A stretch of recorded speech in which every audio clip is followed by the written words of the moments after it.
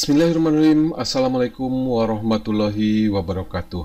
Siswa-siswi yang saya cintai dan saya banggakan, semoga dalam keadaan sehat walafiat. Video pembelajaran kali ini saya akan membahas mengenai arus bolak-balik bagian yang ketiga dengan pokok bahasan 1. Hambatan, induktor, dan kapasitor dalam rangkaian arus bolak-balik. Kemudian yang kedua, hubungan antara tegangan total, tegangan hambatan, tegangan induktor, dan tegangan kapasitor. Kemudian yang ketiga, sifat rangkaian RL dan C dalam arus bolak-balik. Kemudian yang keempat, resonansi pada rangkaian arus bolak-balik terjadi pada saat XL sama dengan XC. Kemudian yang kelima, daya listrik yang diserap oleh rangkaian AC/RLC. Jangan lupa like dan tuliskan komentar jika ada materi-materi yang kurang dipahami. Tidak lupa juga berlangganan channel Asep Hidayat secara gratis dengan cara klik subscribe.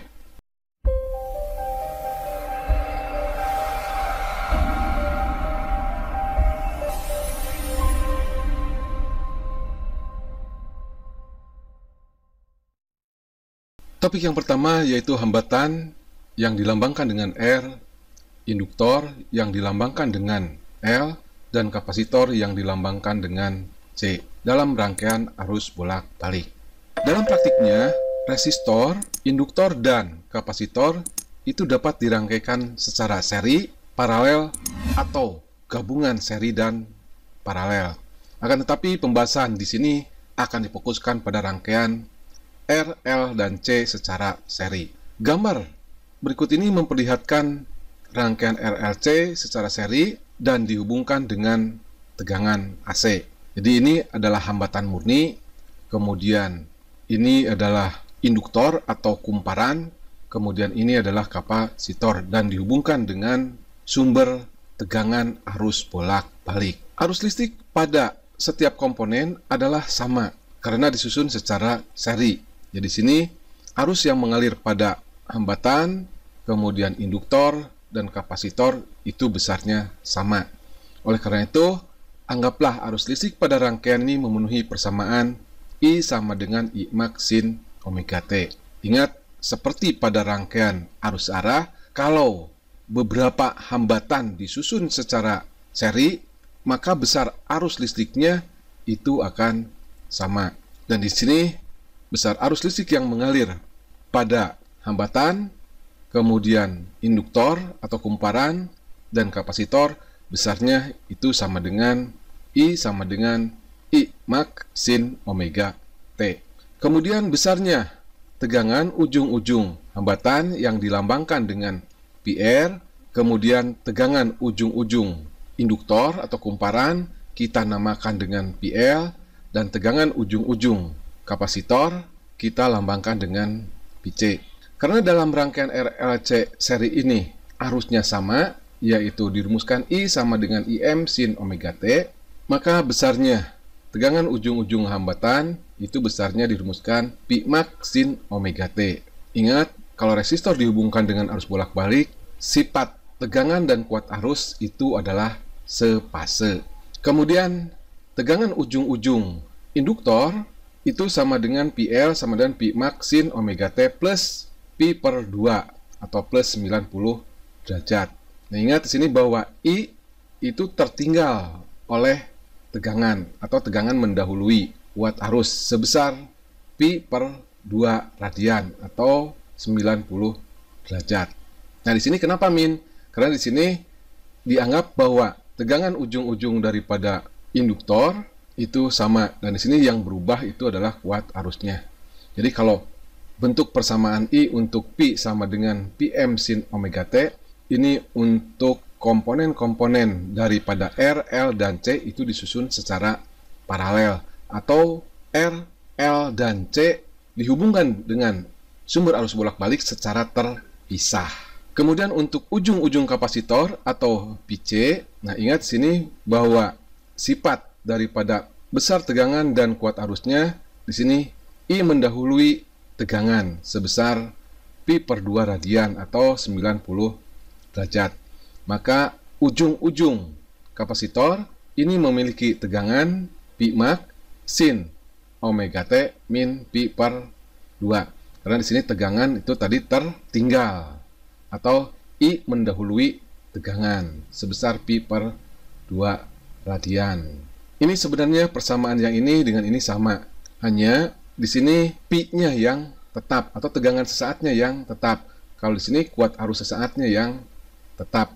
Karena komponen-komponen ini disusun secara seri. Jadi kuat arusnya yang melalui R sama dengan kuat arus yang melalui L sama dengan kuat arus yang melalui C. Nah, tadi bahwa tegangan pada setiap komponen yaitu R, L, dan C adalah PR, PL, dan PC ini. PR, PL, dan PC. Nah, berturut-turut adalah tegangan pada ujung-ujung resistor, kemudian tegangan pada ujung-ujung induktor, dan tegangan pada ujung-ujung kapasitor. Sedangkan tegangan sumbernya ini adalah besarnya sama dengan pi. Berbeda dengan rangkaian arus searah, nah pada rangkaian AC yang disusun secara seri, ini tidak berlaku penjumlahan tegangan seperti biasa. Ingat, kalau hambatan disusun secara seri, maka tegangannya itu dijumlahkan. Jadi di sini tidak berlaku pi total atau pi sumber sama dengan PR ditambah PL ditambah PC. Ini adalah PL. Nah, mengapa tegangan total itu tidak berlaku P sama dengan PR ditambah PL ditambah PC? Karena tegangan pada arus bolak-balik itu merupakan besaran pasor atau besaran vektor. Jadi, besarnya P totalnya itu harus dijumlahkan secara pasor atau secara vektor.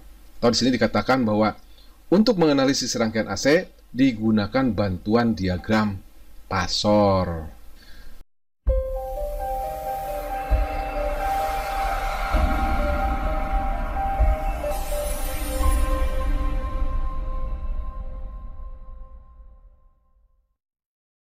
Kemudian topik yang kedua yaitu hubungan antara P atau tegangan total, kemudian PR atau tegangan ujung-ujung hambatan, kemudian PL itu adalah tegangan ujung-ujung kumparan atau induktor, dan tegangan ujung-ujung kapasitor atau dilambangkan dengan PC. Untuk menurunkan hubungan antara tegangan sumber yang dilambangkan dengan P, tegangan pada ujung-ujung hambatan yang dilambangkan dengan PR, tegangan pada ujung-ujung induktor yang dilambangkan dengan PL, dan tegangan pada ujung-ujung kapasitor dilambangkan dengan PC, dalam rangkaian arus bolak-balik itu harus menggunakan diagram pasor. Nah, dari pembahasan sebelumnya diketahui bahwa pada resistor, arus dan tegangan adalah sepase. Maka pasor kuat arus yang melewati resistor dan tegangan ujung-ujung resistor itu berimpit. Nah, kalau digambarkan diagram pasornya antara tegangan pada ujung-ujung hambatan dengan kuat arus yang melewati hambatan, diagram pasornya adalah berimpit. Kemudian yang kedua, pada induktor, arus tertinggal oleh tegangan atau tegangan mendahului arus dengan beda fase setengah pi radian atau 90 derajat. Maka pasor dari kuat arus yang melewati induktor atau IL dan tegangan ujung-ujung induktor atau PL itu saling tegak lurus. Nah, kalau digambarkan diagram pasornya adalah seperti ini.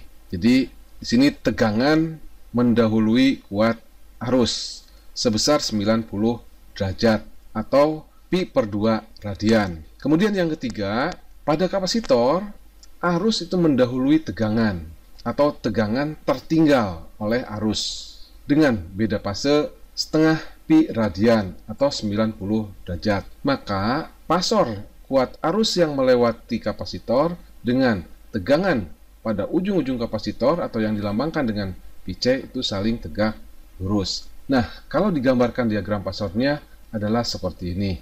Di mana di sini kuat arus itu mendahului tegangan atau tegangan tertinggal oleh kuat arus dengan beda fase 90 derajat atau setengah pi radian. Nah, jika pasor-pasor tersebut digambarkan dengan titik tangkap yang sama, diperoleh diagram pasor seperti gambar berikut ini. Jadi ketiga pasor ini digambarkan dalam satu buah titik tangkap. Titik tangkapnya adalah di sini. Nah, dari sini dapat tergambarkan bahwa yang pertama, kuat arus ini sepase dengan tegangan pada ujung-ujung hambatan. Kemudian yang kedua, kuat arus tertinggal oleh tegangan pada ujung-ujung induktor. Kemudian yang ketiga, kuat arus di sini mendahului tegangan pada ujung-ujung kapasitor. Di sini pasor IR, IL, dan IC itu berimpit karena besarnya sama. Kita namakan dengan pasor I. Di sini ini adalah kuat arus IR, IL, dan IC. Nah, karena besarnya sama, dinamakan dengan pasor I. Kemudian perhatikan pula bahwa pasor PL dan PC ini berlawanan. Nah, antara PL dan PC ini berlawanan. Maka jumlah resultan keduanya adalah PL dikurangi dengan PC. Kemudian selanjutnya pasor PL dikurangi PC tersebut itu tegak lurus dengan pasor PR, sehingga didapat resultan P. Di sini PL dikurangi PC. Nah, PL dikurangi PC itu nanti akan tegak lurus dengan PR, sehingga akan didapatkan resultan tegangannya atau tegangan totalnya. Nah, besarnya tegangan total itu dapat dicari dengan menggunakan dalil Pitagoras untuk segitiga yang diperoleh dari hubungan antara tegangan total, tegangan ujung-ujung hambatan, kemudian tegangan ujung-ujung induktor, dan tegangan ujung-ujung kapasitor adalah sebagai berikut. P sama dengan akar PL min PC dikuadratkan ditambah dengan PR dikuadratkan. Rumus ini tadi dapat dicari. Nah, yang pertama menjumlahkan pasor PL dengan PC. Karena arahnya itu berlawanan, maka resultan PL dan PC itu sama dengan PL dikurangi dengan PC, atau digambarkan seperti berikut ini. Ini adalah vektor hasil pengurangan PL dikurangi dengan PC. Nah, PL dan PC ini akan membentuk sudut 90 derajat, atau PL dan PC ini tegak lurus. Nah, resultan dari pasor PL dikurangi PC dengan PR adalah P. Ini adalah tegangan totalnya. Sehingga ini merupakan segitiga siku-siku dengan sini. Sumbu mendatarnya adalah PR dan sumbu vertikalnya itu adalah PL dikurangi dengan PC. Dan resultannya adalah P.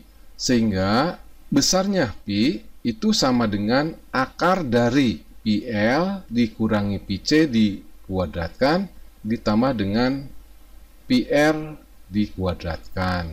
Nah, itu besarnya tegangan total dari rangkaian RLC yang dihubungkan dengan arus bolak-balik. Keterangannya, P-nya di sini adalah tegangan total atau tegangan sumber tegangan, satuannya pol, kemudian PR adalah tegangan ujung-ujung hambatan, kemudian PL tegangan ujung-ujung induktor, kemudian PC adalah tegangan ujung-ujung kapasitor. Semua satuannya adalah pol. Beda fase antara tegangan dan arus ini sama dengan sudut antara pasor tegangan total P dan pasor arus I. Nah, ini adalah sudut fasenya, yaitu sudut yang dibentuk oleh arah arus dan arah tegangan total. Nah, pada gambar pasor arus I ini berimpit dengan pasor PR atau tegangan pada ujung-ujung hambatan.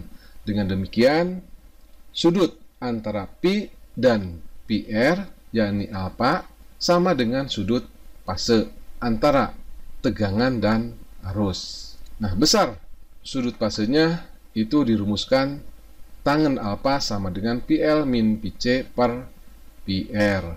Ingat, tangen itu adalah sisi di depan sudut dibagi dengan sisi di samping sudut. Sisi di depan sudutnya itu sama dengan PL dikurangi PC, dan sisi di samping sudutnya itu sama dengan PR.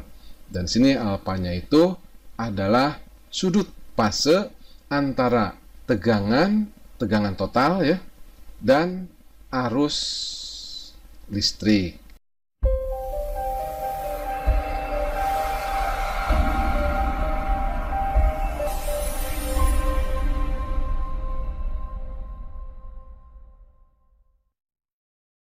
Bahasan yang ketiga yaitu sifat rangkaian R, L, dan C dalam arus bolak-balik. Berdasarkan persamaan sudut fase, memperlihatkan bahwa sudut fase atau alfa ini dapat bernilai positif dan negatif, tergantung pada besarnya PL dikurangi dengan PC. Tangan alfa itu sama dengan PL dikurangi dengan PC per PR. Nah, di sini terdapat beberapa kemungkinan. Kemungkinan yang pertama yaitu jika PL dikurangi PC lebih besar sama dengan 0 atau nilainya itu positif, atau PL lebih besar daripada PC, maka tangen alfa itu lebih besar dari 0 sehingga sudut fasenya adalah positif atau alfa lebih besar dari 0. Sudut fase positif ini menunjukkan bahwa tegangan mendahului arus listrik atau rangkaian bersifat induktif. Ingat, pada induktor tegangan itu mendahului arus. Jadi kalau tegangan mendahului arus listrik, maka rangkaian RLC tersebut itu bersifat induktif. Nah, kalau digambarkan seperti ini. Di sini jika PL dikurangi PC nilainya itu adalah positif dan tegangan totalnya ada di kuadran 1, maka rangkaian RLC tersebut bersifat induktif. Kemudian yang kedua, jika PL dikurangi PC lebih kecil dari 0 atau nilainya itu negatif, atau PL lebih kecil daripada PC, maka tangen alfa itu lebih kecil dari 0 sehingga sudut fasenya itu adalah negatif atau alfa ini lebih kecil dari 0. Sudut fase negatif ini menunjukkan bahwa tegangan tertinggal arus. Nah, sifat tersebut dimiliki oleh kapasitor. Oleh karena itu, rangkaian ini dikatakan bersifat kapasitif. Jadi, kalau PL dikurangi PC-nya itu lebih kecil daripada 0, maka PL dikurangi PC bertanda negatif, sehingga tegangan totalnya berada pada kuadran keempat, atau dengan kata lain, tegangan tertinggal oleh arus listrik, atau arus listrik mendahului tegangan. Maka rangkaian tersebut itu bersifat kapasitif. Selanjutnya yang ketiga, jika PL dikurangi PC sama dengan 0, atau PL sama dengan PC, maka tangen alfa sama dengan 0 atau alfa sama dengan 0. Keadaan tersebut menunjukkan bahwa pasor tegangan berimpit dengan arus. Oleh karena itu, rangkaian dikatakan bersifat resistif atau rangkaian beresonansi. Nah, untuk bahasan rangkaian beresonansi ini akan dibahas kemudian. Jadi di sini kalau PL sama dengan PC sama dengan 0, maka di sini arus listrik berimpit dengan tegangan total, dan besar tegangan totalnya itu sama dengan PR.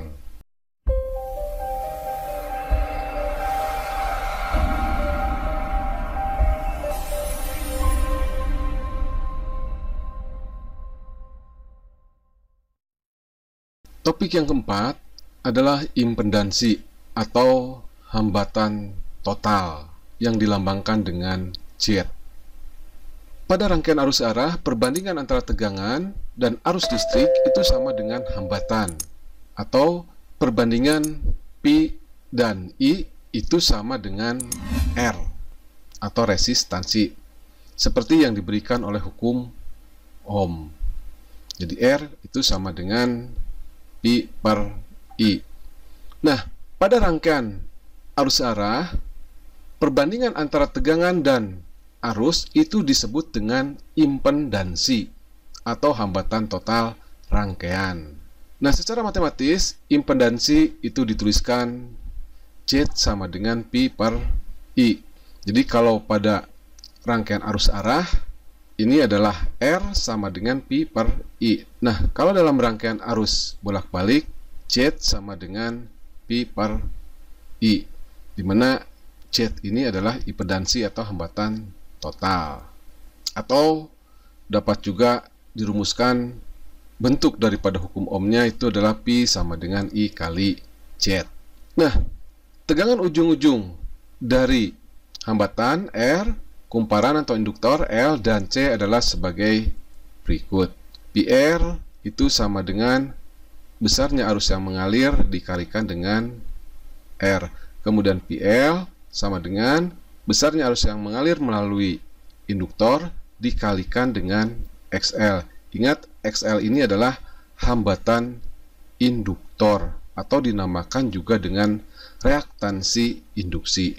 Kemudian, tegangan ujung-ujung kapasitor besarnya sama dengan arus yang mengalir pada kapasitor dikalikan dengan XC.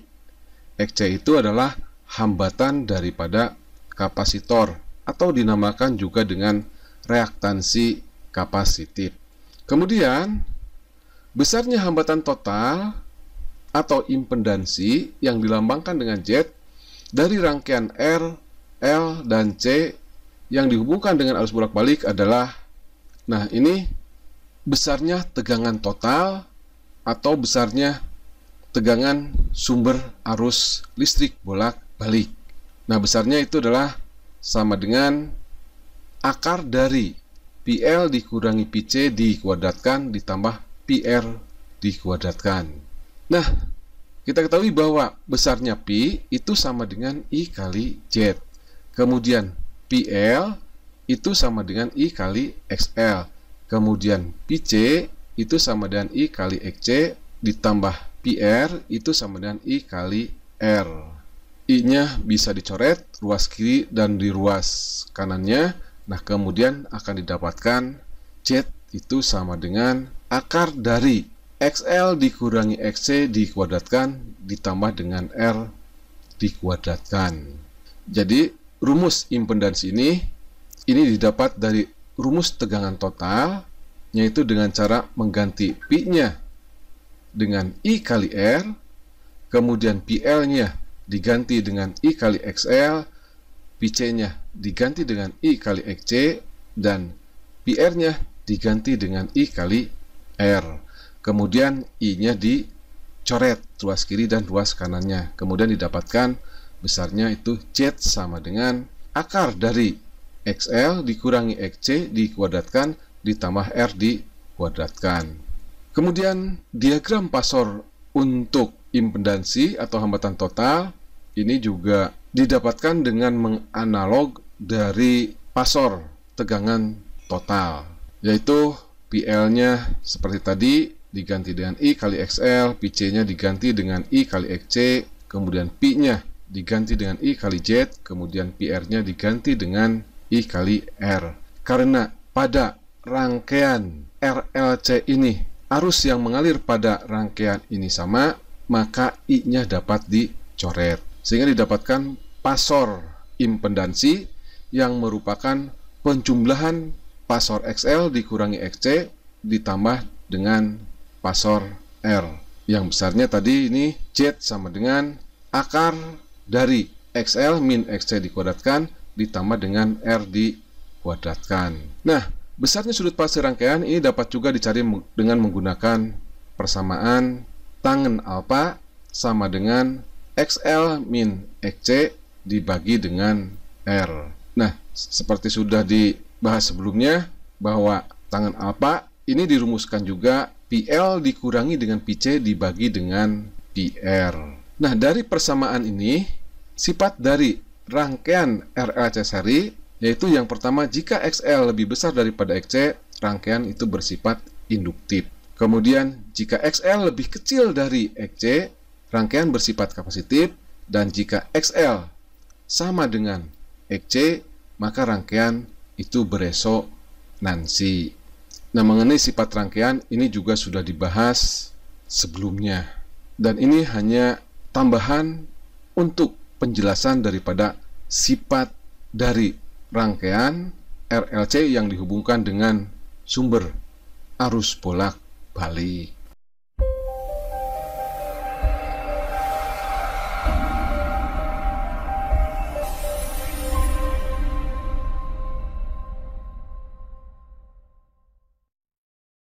Topik yang keempat yaitu resonansi pada rangkaian arus bolak-balik yang terjadi pada saat XL sama dengan XC, atau hambatan induktor sama dengan hambatan kapasitor, atau reaktansi induktor sama dengan reaktansi kapasitif.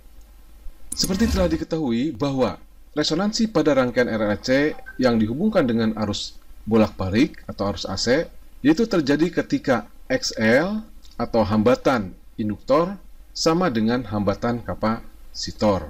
Nilai XL sama dengan XC menyebabkan impedansi rangkaian menjadi minimum, yaitu besarnya Z-nya sama dengan R.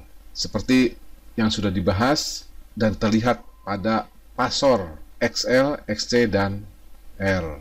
Nah, kalau XL sama dengan XC, maka hambatan totalnya itu sama dengan R.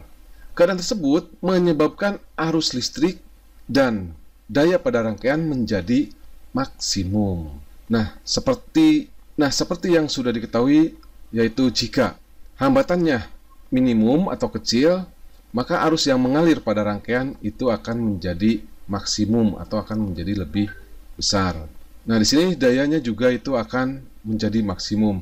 Ingat bahwa rumus daripada daya itu adalah tegangan kali kuat arus. Jika kuat arusnya maksimum, maka dayanya juga itu maksimum.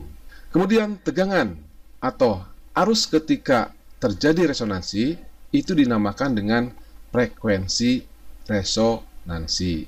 Nah, besarnya frekuensi resonansi ditentukan sebagai berikut. Nah, tadi jika terjadi resonansi yaitu XL sama dengan XC. Ingat, XL ini adalah hambatan induktor atau reaktansi induktif yang besarnya itu dirumuskan omega kali L. Dan XC ini adalah hambatan kapasitor atau dinamakan juga dengan reaktansi kapasitif yang rumusnya dirumuskan 1 per omega C. Kemudian omeganya kita satukan di sini. Jadi omega kali omega, omega kuadrat, kemudian L-nya dikalikan silang ke sini. Jadi omega kuadrat sama dengan 1 per LC. Nah, frekuensi resonansi itu ada di rumus omega. Nah, besarnya omega itu dirumuskan 2πf dikuadratkan sama dengan 1 per LC. 2 dikuadratkan itu sama dengan 4, pi dikuadratkan sama dengan pi kuadrat, f dikuadratkan sama dengan f kuadrat. Maka besarnya F kuadrat itu sama dengan 1 per 4pi kuadrat kali LC. Nah, untuk menghilangkan kuadratnya, maka ruas sebelah kanan itu diakarkan. Maka besarnya F itu sama dengan akar dari 1 per 4pi kuadrat kali LC. Akar 4 itu sama dengan 2, akar pi kuadrat sama dengan pi. Jadi besarnya F itu sama dengan 1 per 2pi akar 1 per LC. Nah, ini adalah rumus besarnya frekuensi resonansi pada rangkaian RLC yang besarnya itu dirumuskan F sama dengan 1 per 2pi akar 1 per LC. Resonansi listrik ini banyak digunakan dalam piranti elektronika. Rangkaian elektronik, nah, untuk membangkitkan frekuensi resonansi itu disebut dengan osilator. Sebagai contoh, ini pemancar radio dan pemancar TV. Nah, ini menggunakan osilator untuk membangkitkan frekuensi. Maksudnya di sini frekuensi gelombang elektromagnetik. Gelombang dengan frekuensi yang dihasilkan osilator tersebut itu akan dipancarkan melalui antena ke segala arah.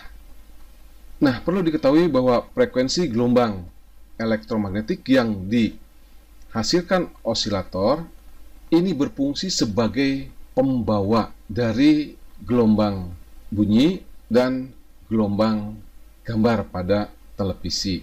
Kemudian pada radio, televisi menggunakan oscillator sebagai penala atau sebagai pemilih frekuensi untuk menangkap gelombang televisi atau radio dari stasiun pemancar. Jadi pada pemancar radio dan televisi, nah gelombangnya itu dibangkitkan oleh osilator sebagai pembawa daripada gelombang bunyi dan gambar pada radio dan televisi. Kemudian gelombang tersebut dipancarkan melalui antena ke segala arah dan nanti akan diterima oleh radio dan televisi, juga sama menggunakan osilator sebagai pemilih frekuensi yang sesuai dengan frekuensi radio dan televisi yang dipancarkannya. Kemudian berikutnya pada radio dan televisi penerima, gelombang radionya yang berasal dari osilator itu nanti akan dipisahkan kembali menjadi gelombang radio dan gelombang bunyi dan gambar. Gelombang bunyi dan gambar itu nanti akan diperkuat lagi dengan menggunakan power amplifier dan akan keluar bunyi dari radio tersebut. Nah, itu bahasan mengenai resonansi pada rangkaian arus bolak-balik. Nah, yang terjadi yaitu pada saat hambatan induktor atau reaktansi induktif sama dengan hambatan kapasitor atau reaktansi kapasitif.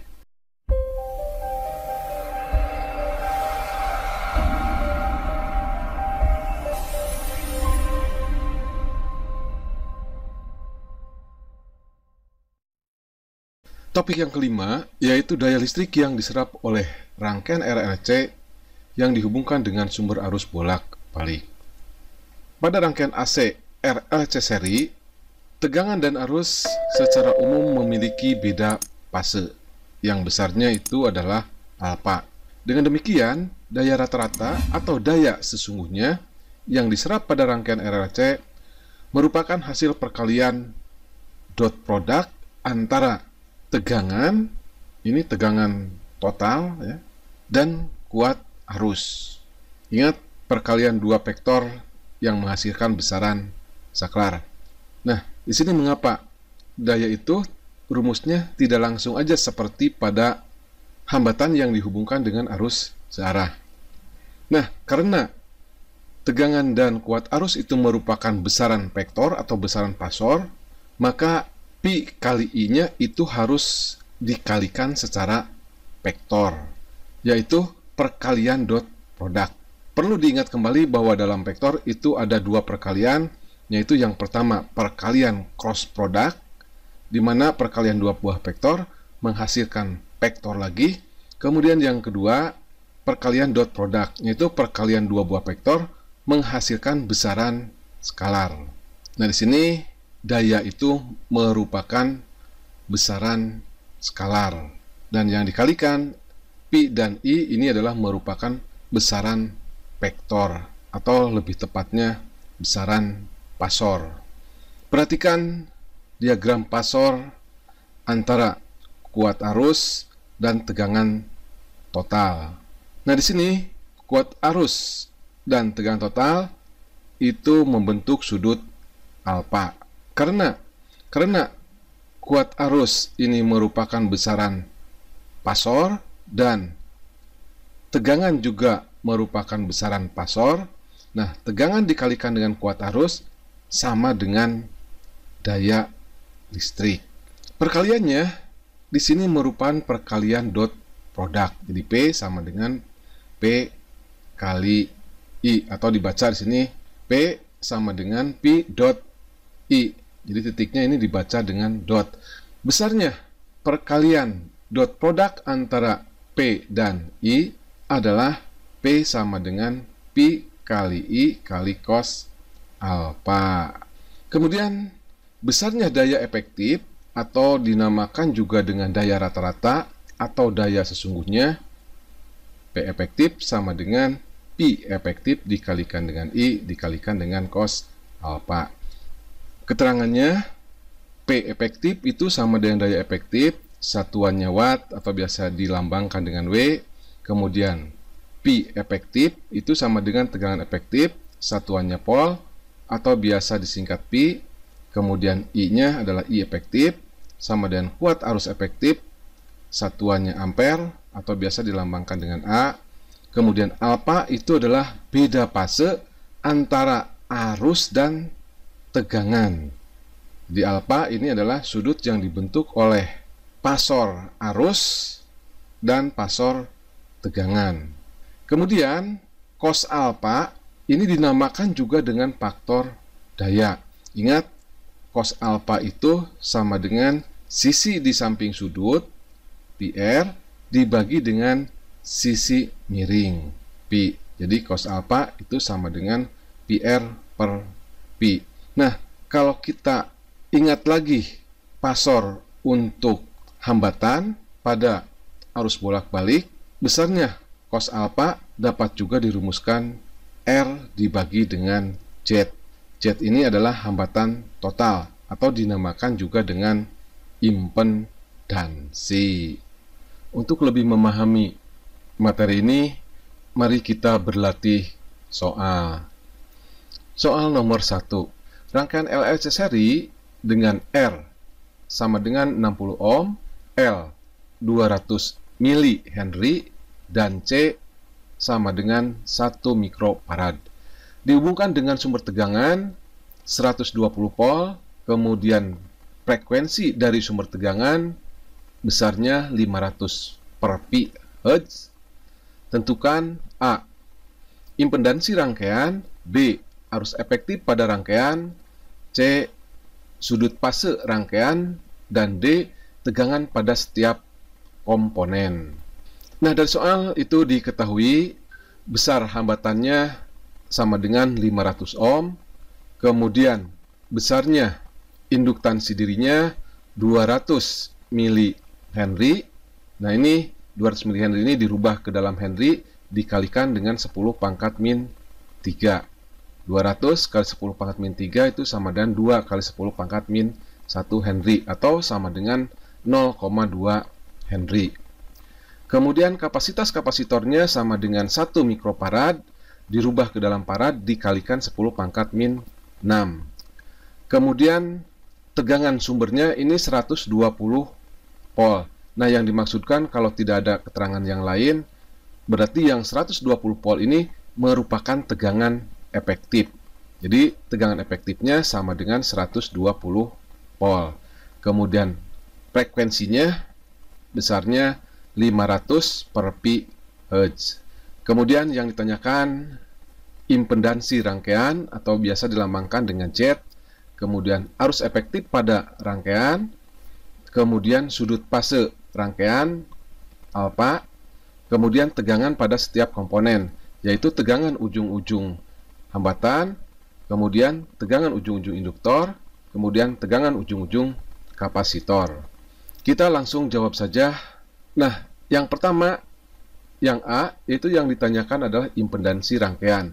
Nah, kita ketahui rumus daripada impedansi rangkaian itu dirumuskan Z sama dengan akar dari XL dikurangi XC dikuadratkan ditambah R dikuadratkan. Nah, di sini belum ada XL dan XC. Nah, kita cari dulu besarnya XL dan XC. Nah, besarnya XL itu dirumuskan XL sama dengan omega kali L. Nah, omega itu rumusnya 2πf kali L. Nah, tinggal dimasukkan saja frekuensinya. XL sama dengan 2π, frekuensinya 500 per pi, kemudian L-nya 0,2 Henry. Pi-nya ini bisa dicoret, 2 kali 500 itu sama dengan 1000. 1000 dikalikan dengan 0,2 itu sama dengan 200. Jadi besarnya XL atau hambatan induktor atau reaktansi induktif itu besarnya 200 ohm. Kemudian sekarang mencari besarnya XC. Nah, XC atau sama dengan hambatan dari kapasitor atau reaktansi kapasitif. Rumusnya Rumusnya, XC sama dengan 1 per omega C. Nah, omeganya itu besarnya 2 kali Pi kali F. Kemudian dikalikan dengan C. Nah, tinggal memasukkan angkanya. XC sama dengan 1 per 2 Pi. Nah, frekuensinya sama dengan 500 per Pi. Kemudian C-nya besarnya 1 kali 10 pangkat min 6. Pi-nya di sini bisa dicoret. Jadi 2 kali 500 sama dengan 1000. 1000 kali 1 kali 10 pangkat min 6 itu sama dengan 10 pangkat min 3. Kemudian 10 pangkat min 3 ini dikataskan, jadi besarnya 10 pangkat plus 3 atau sama dengan 1000 ohm. Jadi besarnya XC atau hambatan kapasitor atau reaktansi kapasitif besarnya 1000 ohm. Kemudian baru kita masukkan ke dalam rumus untuk mencari besarnya impedansi rangkaian. Z itu sama dengan akar dari XL dikurangi dengan XC dikuadratkan plus R dikuadratkan. Nah, di sini XL lebih kecil daripada XC. Berarti ini rangkaian itu bersifat kapasitif. Jadi XL-nya 200 dikurangi dengan XC-nya 1000, kemudian dikuadratkan, ditambah dengan R-nya sama dengan 600 dikuadratkan. 200 dikurangi 1000 itu sama dengan min 800 dikuadratkan, ditambah dengan 600 dikuadratkan. Nah, min 800 kali min 800, min kali min itu plus, besarnya 640.000, ditambah dengan 600 dikuadratkan itu sama dengan 360.000. Jadi kalau dijumlahkan ini besarnya 1 juta. Akar 1 juta sama dengan 1000 ohm. Jadi impedansi atau hambatan total rangkaian RLC tersebut besarnya 1000 ohm. Kemudian yang B yang ditanyakan itu adalah arus efektif pada rangkaian. Nah, arus efektif itu dirumuskan I efektif sama dengan P efektif dibagi dengan Z. Nah, dari diketahui besarnya P efektif itu sama dengan 120. Kemudian Z, ini dari jawaban yang A, itu besarnya didapat 100 ohm. 120 dibagi dengan 1000 itu sama dengan 0,12. Jadi buat arus efektifnya besarnya 0,12 ampere. Kemudian yang C, nah yang ditanyakan itu adalah sudut fase rangkaian. Ingat, sudut fase itu adalah sudut yang dibentuk oleh arah arus dengan arah tegangan total. Nah, besarnya sudut fase itu dirumuskan tangen alfa itu sama dengan XL min XC dibagi dengan R. Nah, dari soal jawaban A, besarnya XL itu diketahui 200, kemudian besarnya XC itu sama dengan 800, dan R-nya sama dengan 600. 200 dikurangi 800 sama dengan min 600. Jadi min 600 dibagi 600 sama dengan min 1. Sudut yang nilai tangennya min 1 itu sama dengan min 45 derajat. Nah, apa arti min 45 derajat? Ini berarti alfanya itu berada di kuadran yang keempat.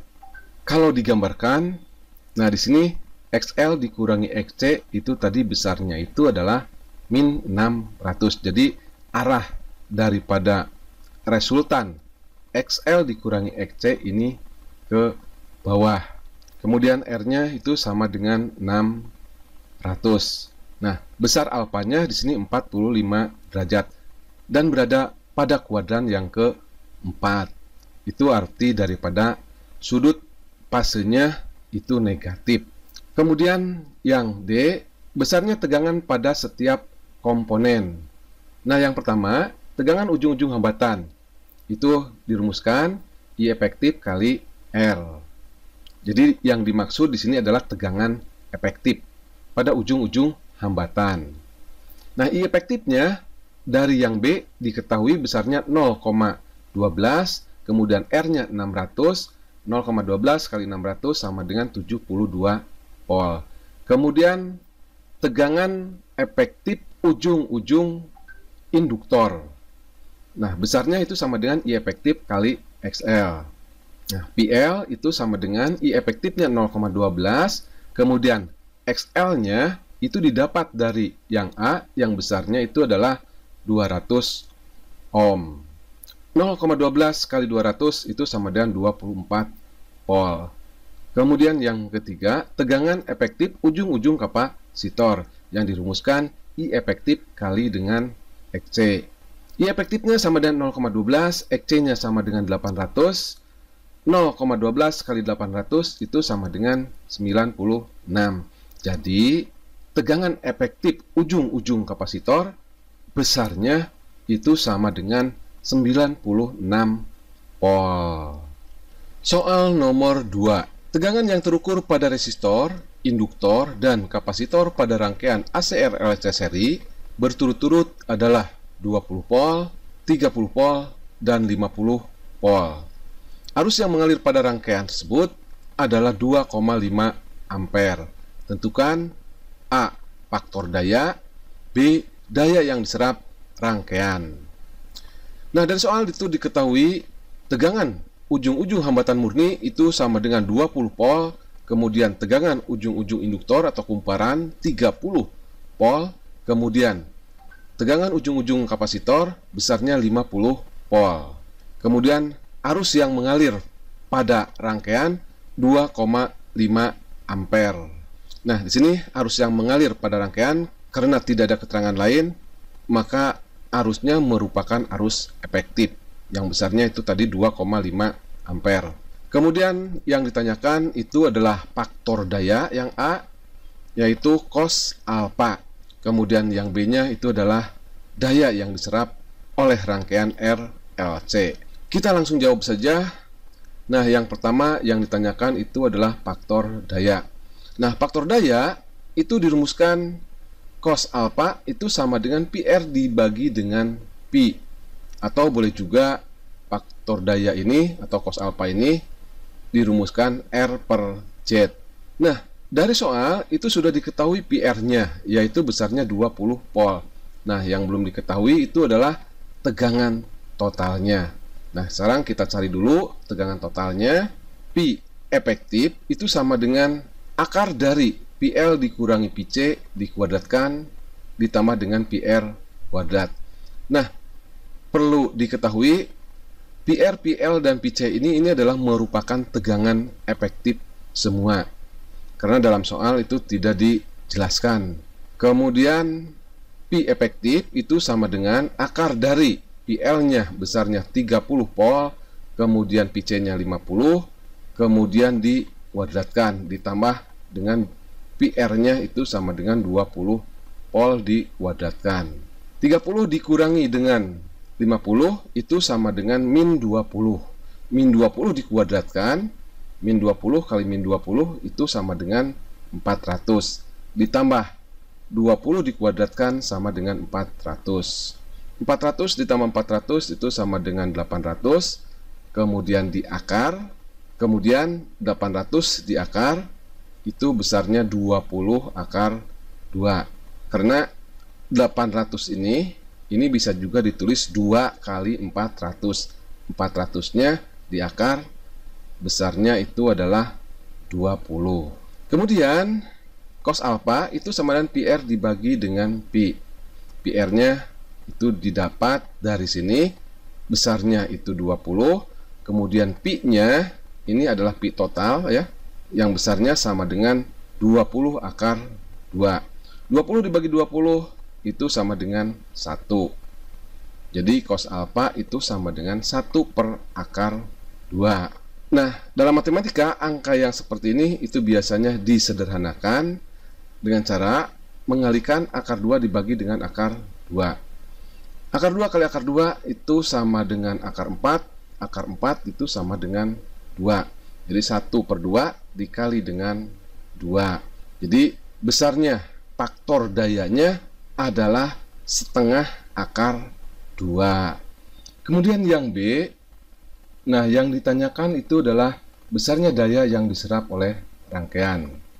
Nah di sini daya yang ditanyakan itu adalah daya efektif atau daya rata-rata, atau dinamakan juga dengan daya sesungguhnya. Nah, daya efektif atau daya sesungguhnya atau daya rata-rata sama dengan Pi efektif dikalikan dengan I efektif dikalikan dengan cos alfa. Ingat, cos alfa ini adalah faktor daya. Pi efektifnya itu besarnya 20 akar 2, kemudian I efektifnya besarnya 2,5, kemudian faktor dayanya atau cos alfa, nah nilainya itu adalah setengah akar 2. Tinggal mengalihkan saja ini. Nah, untuk mengalihkannya supaya mudah, akar 2 kali akar 2 itu sama dengan akar 4. Akar 4 itu sama dengan 2. 2 kali setengah itu sama dengan 1. Jadi, tinggal 20 kali 2,5 kali 1. Besarnya itu sama dengan 50 watt. Oke, video pembelajaran arus bolak-balik bagian yang 3 selesai. Jangan lupa like dan tuliskan komentar jika ada materi-materi yang kurang dipahami. Tidak lupa juga berlangganan channel Asep Hidayat secara gratis dengan cara klik subscribe. Saya tutup. Billahi taufiq wal hidayah. Assalamualaikum warahmatullahi wabarakatuh. Yeah, bring you up. Yeah, come on.